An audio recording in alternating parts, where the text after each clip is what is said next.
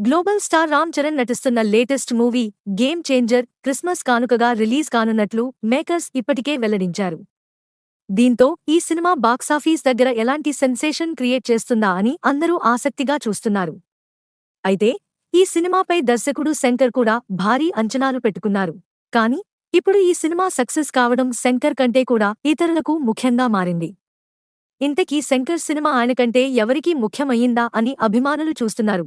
కాగా శంకర్ తెరకెక్కించిన game changer box office దగ్గర ఎలాంటి విజయం సాధిస్తుందా అని ఇండియన్ మేకర్స్ చూస్తున్నారు. ఈ సినిమా గనక సక్సెస్ అయితే తాము తెరకెక్కించే ఇండియన్ కి ఊరట లభిస్తుందని మేకర్స్ భావిస్తున్నారు. ఈ సినిమాను కూడా దర్శకుడు శంకర్ తెరకెక్కించనున్నాడు. అయితే గతంలో వచ్చిన ఇండియన్ భారీ అంచనాల మధ్య రిలీజ్ అయిన బాక్సాఫీస్ దగ్గర బొక్కబోర్లా పడింది. దీంతో ఈ సినిమాకు భారీ నష్టాలు వచ్చినట్లుగా తెలుస్తోంది. అయితే ఇండియన్ చిత్రాన్ని వారు నేరుగా ఓటీటీలో రిలీజ్ చేసేందుకు చూస్తున్నారట. కానీ గేమ్ చేంజర్ రిలీజ్ తరువాత ఈ మేరకు నిర్ణయం తీసుకోవాలని వారు భావిస్తున్నారట. దీంతో ఇండియన్ మేకర్స్ కూడా గేమ్ చేంజర్పై ఆశలు పెట్టుకోవడం ప్రస్తుతం హాట్ టాపిక్గా మారింది.